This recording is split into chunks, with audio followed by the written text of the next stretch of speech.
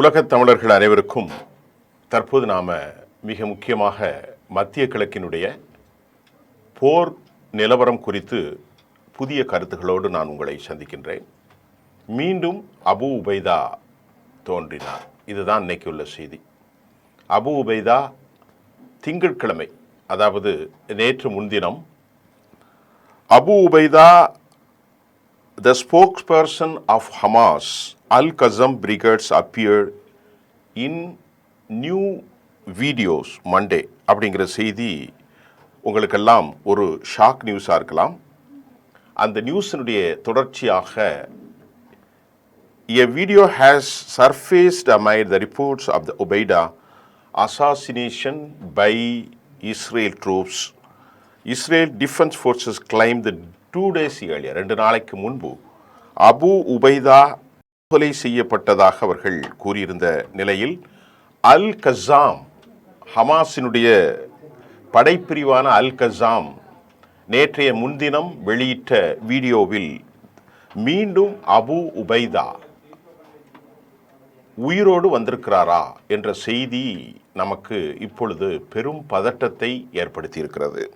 இந்த ஸ்ட்ரைக் என்னன்னா, அபு உபைதாவை தாக்கி செய்து விட்டதாக இஸ்ரேல் கர்ட்ஸ் தன்னுடைய எக்ஸ் தளத்தில் பதிவு செய்திருந்தார். அதே மாதிரி the masked symbol of Palestinian movement and Gaza the strike alleged target Abu Ubaida. The masked symbol of அது ஒரு பெரிய பேச்சா இருந்தது. உலகம் முழுவதும் அபு உபைதாவுக்காக அவர் இருக்கிறாரா இல்லையாங்கிற செய்தியே ஏன்னு சொன்னா 2006 அவர் ஸ்போக்ஸ் பர்சனாக இருக்கிறது மட்டுமல்லாமல் அவர் எல்லோருக்கும் ஒரு வைப்ரண்டான செய்திகளை கொடுக்கக்கூடியவராக இருந்தார். கடந்த வெள்ளிக்கிழமை கூட அபு உபைதா காட்சியிலே தோன்றி கடுமையான நாசத்தை நீ சந்திக்க வேண்டியிருக்கும் என்று சொல்லி, உன்னுடைய வீரர்கள் கொத்து கொத்தாக கொஃபின் பாக்ஸ் சவப்பெட்டிகள் அனுப்பப்படும், இரத்தம் தோய்ந்த நிலையிலே நீங்கள் மரணத்தை சந்திப்பீர்கள் என்றெல்லாம் கடுமையான வார்த்தைகளை மிரட்டினார் என்று தான் சொல்ல வேண்டும். அதற்கிடையிலே சனிக்கிழமை அவர் அந்த செய்தி உறுதி செய்தது. அந்த செய்தியிலே ஐடிஎஃப் உறுதி செய்யவில்லை என்றாலும் கூட நெத்தன்யாகு பட்டும் படாமலும் பேசினார். ஆனால் அரபு நாட்டில் இருக்கக்கூடிய அல் அரேபியா தொலைக்காட்சியை மேற்கோள் காட்டி இந்த செய்தி உறுதிப்படுத்தது. அவருடைய 2 குழந்தைகளோடு அவர் இந்த அப்பார்ட்மெண்ட்ஸில் கொல்லப்பட்டதாக வந்த செய்தி தற்போது ஒரு மௌன நிலையை அடைந்திருக்கிறது. அல்லது மறுபடி இப்பொழுது இன்று காலை கிடைத்த தகவல், நேற்று இரவு நள்ளிரவுக்கு பின் வெளியான செய்தியில் அபு உபைதாவா அல்லது ஒரு சீனியர் ஹமாஸினுடைய முக்கியமான ஆள் என்றும் அந்த செய்தி வந்திருக்கிறது. அது அபு உபைதா தானா இல்லையா, இவர்கள் மீண்டும் குழப்புகிறார்களா என்ற பல்வேறு கேள்விகள் எழுகிறது. ஆனால் திங்கட்கிழமை அந்த வீடியோவை அல் கஸம் பிரிவு ஏன் வெளியாக்கியது? அபு உபைதா இல்லது அவர் உயிரோடு தான் இருக்கிறாரா, ஏன் ஹமாஸ் இன்னும் அறிவிக்கவில்லை, ஐடிஎஃப் கன்ஃபார்ம் செய்யவில்லை என்கின்ற பல கேள்விகள் தற்போது உலகம் முழுவதும் ஒரு விவகாரமாக சென்றிருக்கிறது. இதற்கிடையிலே இந்த அல் அரேபியாவுடைய சிட்டிங் அன்ஆர்ம்டு சோர்ஸ் தான் அபு உபைதா டைடு, அவர் இறந்தார் வித் ஹிஸ் ஃபேமிலி, ஆகஸ்ட் 30 அந்த செய்தியை வெளியிட்டிருந்தது. பெரும் பரப்பு. அல் கஸாம் அதை உறுதி செய்வதாகவும் ஒரு செய்தி அன்று வெளியேறினது. இன்றைக்கு அதே அல் கஸாம் திங்கட்கிழமை காலை புதிய வீடியோவை வெளியிட்டு பெரும் பரபரப்பை ஏற்படுத்தியிருக்கிறது. இப்பொழுது ஹமாஸ் பலஸ்தீனியனுடைய அந்த செய்தியினுடைய தொடர்ந்து Hamas and Palestinian sources neither confirmed nor denied, அவர்கள் அதை உறுதி செய்யவும் இல்லை மறுக்கவும் இல்லை. Neither confirmed nor denied the claimed assassination attempt குறித்து அடுத்த செய்தி வந்திருக்கிறது. அதே சமயம் Abu Ubaida appeared the masked latest வீடியோவில் so the recording the date remains not recorded, அதாவது the recording date remains unclear, எப்பொழுது பதிவு செய்யப்பட்டது என்ற தகவல் இல்லை, ஆனால் அது வந்திருக்கிறது. இப்போ இது ஒரு பெரும் சிக்கலான விவகாரம் தான். அபு உபைதாவை வைத்து ஏமாற்றினார்களா? அபு உபைதா பல நாட்களாக ஐடிஎஃபின் மூலமாக அவர் குறிவைக்கப்படுகிறார். ஏனென்றால் அவரை பற்றி நேற்று நாம் படிக்கின்ற போது அவருடைய த வே ஆஃப் டாக், அந்த ஒரு இன்ஸ்பிரேஷனாக அவர்களுடைய பேச்சு சர்வதேசம் முழுவதும் இவர்களுக்கு ஊடகங்களில் பெரும் அந்த ட்ரமண்டஸ், அதாவது டிராஸ்டிக் எஃபெக்ட், ஒரு பெரிய கடுமையான நிலைப்பாட்டை எடுத்திருக்கிறது. அவர் கைகளை நீட்டி இப்படி பேசுவது இதையெல்லாம் நேற்றைக்கு அவர்களுக்கு அது ஒரு சிக்கலான நிலையில் அபூ உபைதாவுடைய அந்த மரணம் அல் கஸ்ஸமுடைய திங்கட்கிழமை வீடியோவின் மூலம் உறுதி செய்யப்படவில்லை. அது சந்தேகம் தொடர்கிறது. ஒருவேளை அவர் உயிரோடு இருக்கலாமா, இதில் சித்து வேலைகள் இருக்கிறதா, இல்லது ஒரு ட்ரிக்கி ஆக்டிவிட்டீஸாக அவர் இறந்து போனதாக நடிக்கிறார்களா, ஏன் உறுதி செய்யவில்லை என பல கேள்விகள் தொங்கித்தான் நிற்கிறது. ஆகவே தான் அந்த செய்தியில் அபூ உபைதா ரீஅப்பியர்ஸ் அப்படிங்கிற தலைப்பை போட்டு ஷாக் ஆக்கிட்டாங்க. இது ஒரு பக்கம் ஒரு செய்தி. அடுத்த செய்தியில் தற்போது வெளியாகி இருக்கக்கூடிய கருத்தை நீங்கள் பாருங்கள். அதை அப்படி கொஞ்சமாக நான் உங்களுக்கு தரப்போகிறேன். ஐடிஎஃப் 900 பேர் இறந்திருக்கிறார்கள். 6210 ஐடிஎஃப் படுகாயம் அடைந்திருக்கிறார்கள். ரிசர்வ் ஆர்மி அடுத்த தகவல் 290, ஒவ்வொன்றும் தனித்தனியாக தொகுதி. ரிசர்வ் ஆர்மி 295, 154 கேரியர் ட்ரூப்ஸ் இறந்திருக்கிறார்கள். அதே நேரத்தில் 585 சோல்ஜர்ஸ் மறுபடி கில்லிங், மேலும் 454 கிரவுண்ட் அஃபென்சிவ் அந்த இறந்திருக்கிறார்கள். கோலானி பிரிகேடில் 114 பேர் இறந்திருக்கிறார்கள். 2883 பேர் காயம். கிரவுண்ட் அஃபென்ஸில் ஏராளமானவர்கள் சீரியஸாக அவர்கள் ஹாஸ்பிட்டலைஸ்டாக இருக்கிறாங்க. இயால் ஜமீர் அட்மிட் பண்ணியிருக்காரு. ஆமாம், உண்மையிலே ஏராளமான பேர் கொத்து கொத்தாக இறந்து கொண்டிருக்கிறார்கள் என்று. 6213 பேர் காயம். 925 பேர் ரொம்ப சீரியஸான காயம். 1540 மாடரேட்டான காயம். 3748 ஒரு சின்ன லைட் இன்ஜரி. அப்படிங்கிறதெல்லாம் நிறைய செய்தி வந்திருக்கு. ஆக மொத்தத்தில் இதை நான் தனித்தனியாக பேசினா பல மணி நேரம் ஆகும். ஆகவே இதை எல்லாம் கூட்டி கழித்து பார்த்தால் 10,000 18,000 அளவிற்கு அவர்கள் மரணித்திருக்கலாம். ஒரு 10,000 18,000 20,000 அளவிற்கு கடுமையான காயங்கள் பட்டிருக்கலாம் என்பதுதான் ஒட்டுமொத்தமாக கலெக்டிவ் செய்தியாக இருக்கிறது. ஐடிஎஃப்னுடைய டாக்குமெண்ட்ஸ் ஏற்கனவே ரிவீல்டு. அதன் மூலமாக அவர்கள் பெரும் தவறுகளை செய்திருப்பதையும் கிடியன் சாரட்டினுடைய அந்த ஆபரேஷனில் த ஸ்போக்ஸ்மேன், அதாவது the shocking the revelation reveal பண்ணப்பட்டிருக்கிறது அபவுட் காசாவார். இஸ்ரேல் அதை உறுதி செய்திருக்கிறார்கள். கிடியன் சாரட் டோட்டலி அந்த செய்தி இஸ்ரேல் டைம்ஸ் தனது செய்தியிலே பரபரப்பாக நேற்று வெளியிட்டிருந்தது. இதில் நான் மொத்தமாக சொல்கிறேன். வால் ஸ்ட்ரீட் ஜேர்னலுடைய அடுத்த நியூஸும் உங்களுக்கு நான் தரப்போகிறேன். இஸ்ரேல் டைம்ஸுடைய அந்த செய்தியிலே கிடியன் சாரட் முதல் operation totally the fail to meet அவர்களுடைய உண்மையான கோர் அப்ஜெக்டிவை அவர்கள் சந்திப்பதில் தோல்வியடைந்து விட்டார்கள். அவர்கள் என்ன நோக்கத்திற்காக உள்ளே நுழைந்தார்களோ, எதை தாக்குப்பிடிக்க அடிக்க வேண்டும், ஒழிக்க வேண்டும், கருவறுக்க வேண்டும், துவம்சம் செய்ய வேண்டும் என்று நினைத்தார்களோ அந்த ஆப்ஜெக்ட் டோட்டலாக ஃபெயில் அப்படிங்கிற செய்தி வந்திருக்கிறது. அதில் நம்ம ஏற்கனவே நேற்றும் சொன்னோம். எய்டு வழங்குவதில் சர்வதேசத்தினுடைய விவகாரங்களை பெற்றுக்கொள்வதில் அவர்கள் தோல்வியடைந்திருக்கிறார்கள். டைம் பிரஷர், மிஸ்மேனேஜ்மெண்ட், எய்டு விவகாரத்தும் சர்வதேச அளவில் அவர்களுக்கான ஆதரவு மிக பெரும் அளவில் the whole community has been isolated from the national community.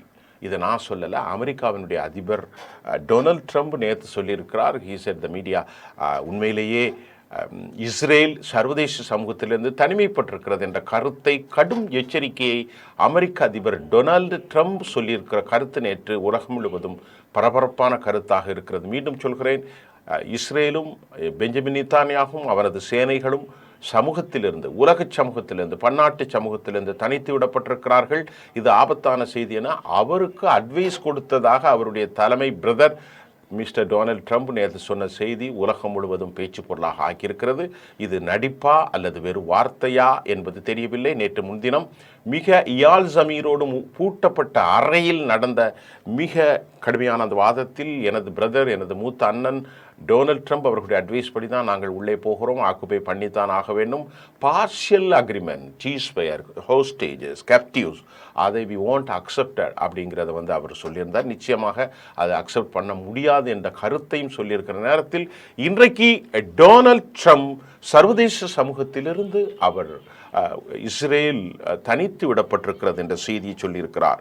இதற்கிடையிலே ஹமாஸினுடைய நடவடிக்கைகள், த பிளானிங் அண்ட் மற்ற விவகாரங்கள் எல்லாம் ரொம்ப சக்ஸஸாக அவர்கள் ஆப்ரேஷன் பண்ணியிருக்கிறாங்க. அவர்கள் கன்ஃபார்ம்ட் அண்ட் கன்ஃபர்ஸ்ட் அப்படி தான் சொல்ல வேண்டும். அதே சமயம் அவர்களுடைய ரிப்போர்ட் இதுபடி இப்பொழுது இன்வெஸ்டிகேஷன் சென்று கொண்டிருக்கிறது.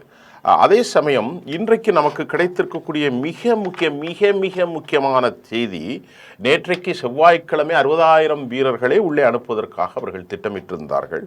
பெரும்படை காசாவுக்குள் படையெடுத்தது என்று செய்திகள் வந்தாலும் ரிசர்வ் ஆர்மி கணக்கீட்டின்படி பல பேர் அங்கு வரவில்லை என்பதுதான் நேற்று இஸ்ரேல் டைம்ஸினுடைய செய்தி. இதற்கிடையிலே கான் அந்த ரிப்போர்ட் ஏன் வரவில்லை என்று சொல்லுகிற கான், தாமதிப்போம் இன்னும் வெயிட் பண்ணுவோம், வருவாங்க அப்படின்ட்டு சொல்லுகிறார்கள் கான் ரிப்போர்ட். இதற்கிடையிலே அமெரிக்காவினுடைய வால் ஸ்ட்ரீட் ஜேர்னல் தன் செய்தியில் இவ்வாறு சொல்லியிருக்கிறது.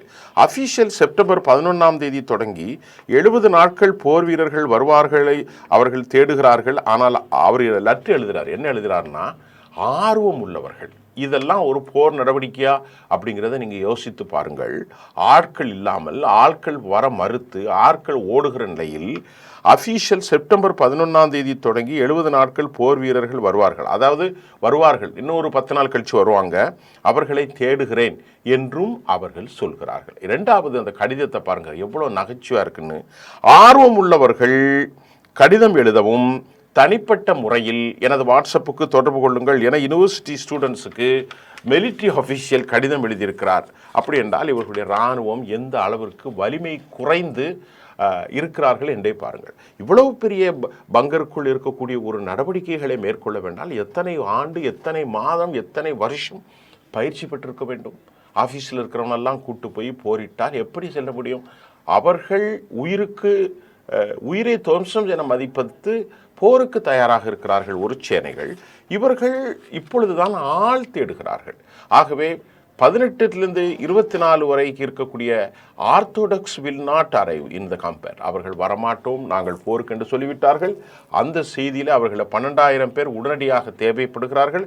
ரிசர்வ் எங்களுக்கு என்ன சொல்லியிருக்கிறார்கள்னா, நாங்கள் இங்கே பாருங்கள், எங்களுக்கு குடும்பம் இருக்குது, எங்களுக்கு பிள்ளைகள் இருக்குது, ஸ்கூலில் பணம் கட்டணும், தொழிலெலாம் நாசமாக போயிட்டு நாங்கள் வரமாட்டோம் அப்படின்ட்டு அவ்வளோ பேரும் மறுக்கிறார்கள். இப்பொழுது அந்த போர் வீரர் ஒருவர், அவருடைய பேர் ஹிலால், கவசப்படை வீரர், அவர் சேனல் 12க்கு ஒரு பேட்டி ஒன்று தராரு. இது ரொம்ப எளிதானது ஒன்றும் அல்லங்க, கடினமான பணிங்க, நாங்கள் வர மறுப்பது உண்மையாக யதார்த்தமான உண்மைதாங்க. எதுக்கு தெரியுமா? அவர் சொல்கிறார், எங்கள் குழந்தை, எங்களுடைய கல்வி இந்த ஆண்டு ஆரம்பிக்கிற போது நான் போயிடுவேங்க அப்படின்னு தான் சொல்கிறார். ஸ்பெக்டர் த வால் ஸ்ட்ரீட் ஜேர்னல் அவர் சொல்கிறார், இந்த போர் முழுக்க அரசியலுங்க.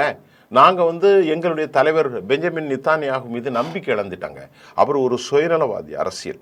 அவருடைய அரசியலுக்கு யாரும் நாங்கள் போக வேண்டாம் என்று தான் நான் கூறுவேன் என்று அந்த அவர் வால் ஸ்ட்ரீட் ஜேர்னலில் த ஸ்பெக்டர் தனது கருத்தை பதிவு செய்திருக்கிறதாக அமெரிக்காவினுடைய வால் ஸ்ட்ரீட் ஜேர்னல் சொல்கிறது. ஏராளமான நபர்கள் செய்து கொண்டிருக்கிறார்கள். நேற்று முன்தினம் கூட ஒருவர் வீட்டிலே செய்திருக்கிறார்கள். எங்களை ஏன் அங்கு அனுப்புகிறீர்கள்? எங்களிடம் அரசு எதுவுமே சொல்லவில்லை. 4 மாதம் தான் போருன்னு சொல்லி இன்னைக்கு 24 மாதம் ஆயிருக்கிறது, 2 வருடங்கள் என சரிக்கிறார்கள். இப்படிப்பட்ட சூழல்களில் ஆட்களை தேடுகிறார்கள், ஆட்களுக்கு வாட்ஸ்அப் மெசேஜ் அனுப்புகிறார்கள். இதெல்லாம் யார்? கம்பேர்ட் ஜோனில் இருக்கிறவங்க இல்லை, பின்னால் இருந்து பொருட்களை எடுத்து கொடுக்கக்கூடிய ரிசர்வ் ஆர்மியினுடைய பிரச்சனைகள் இதுவென்றால் களத்தில் போரிடுவதற்கு யார் வருவார் என்ற நீங்கள் யோகித்து கொள்ளுங்கள். உங்களுக்கு சந்தேகம் இருந்தால் போய் நான் சொல்லக்கூடிய சேனல்களில் அப்படியே நான் சொன்ன செய்தி இருக்குதான்னு நீங்கள் அதை உறுதி செய்யுங்க. ஹமாஸ் வெற்றி பெறுவதை குறித்து பல தளபதிகள், அதாவது ஹமாஸை வெற்றி பெறுவது குறித்து, காசாவை வெற்றி பெறுவது குறித்து இஸ்ரேலுடைய பல தளபதிகள் சந்தேகம் தெரிவித்து விட்டார்கள். எல்லாவற்றுக்கு மேல் மூத்த தளபதியான இயால் ஜமீர் சந்தேகம் தெரிவித்திருக்கிறார். வெளிவிவகாரத்துறை அமைச்சர் கிடியன் சார் சந்தேகம் தெரிவித்திருக்கிறார். சர்வதேசத்தினுடைய முன்னால ஓல்மெட் போன்றவர்கள், பாரக் போன்றவர்கள் சந்தேகம் தெரிவிக்கிறார்கள். அமெரிக்கா சந்தேகம் உலகம் முழுவதும் அங்கே வெற்றி கொள்ள முடியாத மண்டலம் என சந்தேகம் தெரிவிப்பதை இப்பொழுது இஸ்ரேல் டைம்ஸ் உறுதி செய்கிறது. ஹமாஸை வெற்றி கொள்வதை, அந்த பிராந்தியத்தை வெற்றி செல்வதை குறித்து பல தளபதிகள், முன்னாள் தளபதிகள், தற்போதைய அனுபவம் வாய்ந்த தளபதிகள் அவர்கள் சந்தேகம் தெரிவிப்பது மட்டுமல்லாமல் எந்த நிலையிலும் இப்பொழுது இருக்கக்கூடிய கிரவுண்ட் ரியாலிட்டியின் படி கேப்டிவ்ஸ் பிணை கைதிகளை நீங்கள் ஒருபோதும் விடுதலை செய்வது சாத்தியம் அல்ல என்றும் அவர்கள் தங்கள் கருத்தை சொல்லியிருக்கிறார்கள். இஸ்ரேல் முழுவதும் பொதுமக்கள் கடுமையான எதிர்ப்பு என்கின்ற செய்தி வந்திருக்கிறது. இந்த நாசகார செயல்பாட்டில் அவர்கள் அனைவரும் சொல்வது, காசாவை போரில் செய்யாதீர்கள், காசா மக்களை விடுங்கள். இந்த பெஞ்சமினுடைய அரசியல் துரோகத்தால் எங்கள் அன்பிற்குரியவர்கள், அந்த வார்த்தையை நான் அப்படியே சொல்கிறேன், எங்கள் அன்பிற்குரியவர்கள் உயிர்களை நாங்கள் ஏன் இழக்க வேண்டும் என்று சொல்கிறார்கள். பேரழிவும் மிக மோசமாக மனிதானமான குழுக்கள் கடுமையாக எச்சரிக்கிறார்கள். என்ன சொல்கிறாங்கன்னா, நான் பாருங்கள், மிகப்பெரிய பேரழிவு ஏற்படும் காசாவுக்குள்ளே போனீங்கன்னா, நீங்கள் பெரிய அளவில் அழிவை சந்திக்க வேண்டும் என்று ஹியூமனிடேரியன் கிரவுண்ட்ஸ் அந்த ஆர்கனைசேஷன்ஸ் இஸ்ரேலை கடுமையாக எச்சரிக்கிறார்கள். காசாவிற்குள் நீங்கள் சென்றால் பேரழிவையும் உங்கள் உயிர்களையும் இளம் வீரர்கள் கொத்து கொத்தாக கொல்லப்படுவார்கள், பேரழிவு ஏற்படும் என்று அவர்கள் சொல்லும் செய்தியும் இஸ்ரேல் டைம்ஸ் நேற்று கோடிட்டு காட்டியிருக்கிறது. இதற்கிடையிலே 1 மில்லியன் மக்கள் அங்கு உள்ள செய்தியை சொல்கிறார்கள். ஐடிஎஃப் தளபதியினுடைய எச்சரிக்கை குறித்து இஸ்ரேல் டைம்ஸ் இவ்வாறு கூறுகிறது. அதே நேரம் ஆகஸ்ட் 13ஆம் தேதி கடந்த மாதம் அமைச்சர்களிடம் நாம் வெற்றி பெறுவது சாத்தியமில்லை என வாதிட்டதாகவும் செய்தி கூறுகிறது. யாரு? ஐடிஎஃபினுடைய தலைவர் யால் ஜமீர் ஆகஸ்ட் 13ஆம் தேதி அந்த போர்ட்போலியோ மீட்டிங்கில் சொல்லியிருக்காரு, ஐயா நாங்கள் வெற்றி பெற முடியாது, கிரவுண்ட் ரியாலிட்டி மோசமாக இருக்குது, நம்முடைய வீரர்கள் எக்ஸ்பர்ட்ஸ் இல்லை, யாரும் போக முடியாது, ஆம்பூஸ் தாக்குதல் பயங்கரமாக இருக்கிறது, ட்ரக் கேரியர்கள் இருக்கிறது, பலர் தற்கொலை செய்திருக்கிறார்கள், உளவியல் ரீதியாக பாதிக்கப்பட்டிருக்கிறார்கள், அவர்களால் உள்ளே போர் செய்ய முடியாது என்ற ஒரு கருத்து வந்திருக்கிறது. இதற்கு இடையில மிக முக்கியமான இழிவான கருத்து, ஓட்டை உடசல் டேங்கர்களை அவர்கள் ரிப்பேர் செய்கிறார்கள், ஏபிசி என்று சொல்லக்கூடிய புதிய டேங்கர்களின் மூலம் அவர்கள் தாக்குதல் நடத்தலாம் என்று இப்போ அதன் மூலமாக உள்ளே சென்று தாக்க ஆரம்பித்திருக்கிறார்கள். ரோபாட்களை அவர்கள் பயன்படுத்துகிறார்கள். அமெரிக்காவிலிருந்து ஆயுதம் வருவது நின்றுவிட்டது, ஐரோப்பாவிலிருந்து ஆயுதம் வருவது நின்றுவிட்டது, ஆட்களும் பற்றாக்குறை, ஆயுதங்களும் பற்றாக்குறை.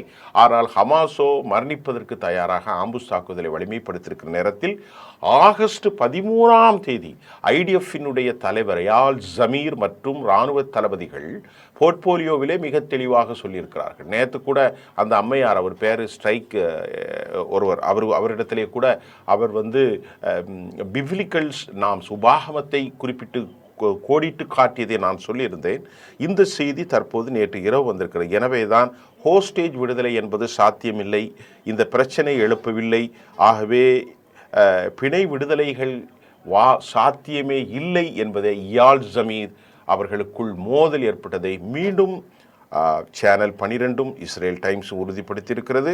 இதற்கிடையிலே பெஞ்சமின் நெத்தானியாகு இந்த போர் குறித்து மக்களோடு வாக்கெடுப்பு நடத்த மறுத்துவிட்டார். எந்த மக்கள் இவனுக்கு வாக்களிப்பான், எல்லாரும் தான் போர் தேவையில்லை என்று சொல்கிறார்களோ. இதுதான் இன்றைய செய்தி. இன்றைய செய்தியினுடைய கருப்பொருளாக கடைசியில் நாம் வைத்துக் கொள்கிறது, பல ஆயிரக்கணக்கான இஸ்ரேல் இராணுவம் இருக்கிறார்கள், பலர் காயமுற்றிருக்கிறார்கள், பலர் சீரியஸாக ஊண்டட், கொலை முயற்சி உளவியல் ரீதியாக இருக்கிறார்கள், பலர் ரீஹபிலிட்டேஷன் சென்டரை நான் உங்களுக்கு தனித்தனியாக சொன்னால் நேரமாகும் என்பதை ஒட்டுமொத்தமாக அவர்களுடைய கேஷுவாலிட்டிஸ், அவர்களுடைய சீரியஸாக ஹாஸ்பிட்டலைஸ்டு மற்றும் பல விஷயங்களை சொன்னேன். மிக முக்கியமாக அபு உபைதா ரீஅப்பியர்டு என்ற தகவல் பெரும் பதட்டத்தை ஏற்படுத்தியிருக்கிறது. அப்படி என்னால் யார் என்ற கேள்வி எழுகிறது. இன்னும் சில நாட்களில் அபு உபைதா தோன்றுவாரா என்று தெரியவில்லை. அல் கசம் திங்கட்கிழமை வெளியிட்ட அந்த வீடியோவில் டேட்டு சரியாக தெரியவில்லை. அபு உபைதா மீண்டும் தோன்றியிருக்கிறார். அதை அவர்கள் உறுதி செய்யவில்லை, நெய்தர் கன்ஃபார்ம், அதாவது அவர்கள் அதை கன்ஃபார்ம் செய்யவும் இல்லை, மறுக்கவும் இல்லை என்ற தகவல் இப்பொழுது வந்திருக்கிறது. அதே மாதிரி டைம்ஸ் எக்ஸ்பி என்கின்ற இன்டர்நேஷ்னல் தொலைக்காட்சியும் இந்த செய்தியை நமக்கு கொடுத்திருக்கிறது. ஐடிஎஃப் டாக்குமெண்ட் ரிவீல் பண்ணியிருக்கிறாங்க. அதில் அவங்களுடைய மிஸ்மேனேஜ்மெண்ட் எல்லாம் வெளியாகி இருக்கிறது. ஏராளமான தளபதிகள் வெற்றி கொள்ள முடியாது என்பதை உறுதி செய்திருக்கிறார்கள். வால்ஸ்ட்ரீட் ஜேர்னலில் அஃபீஷியல் எல்லோருக்கும் கடிதாசி எழுதி கொண்டு சேர கூப்பிடுகிறார்கள். அல்ட்ரா ஆர்த்தடாக்ஸ் சேர்க்க மாட்டேன் என்று சொல்கிறார்கள். இன்னும் 12,000 வீரர்கள் வருவதற்காக காத்திருக்கிறார்கள். பல வீரர்கள் தப்பி ஓட போகிறார்கள், தப்பி ஓடிக்கொண்டிருக்கிறார்கள். இதுதான் தற்போதைய நிலை. நேயர்களே, இந்த நிலையில் தான் இப்பொழுது போர்க்களம் இருக்கிறது என்பதை நான் உங்களுக்கு உறுதியாகி சொல்கிறேன். மீண்டும் நாளை புதிய செய்திகளோடு சந்திப்போம். நன்றி.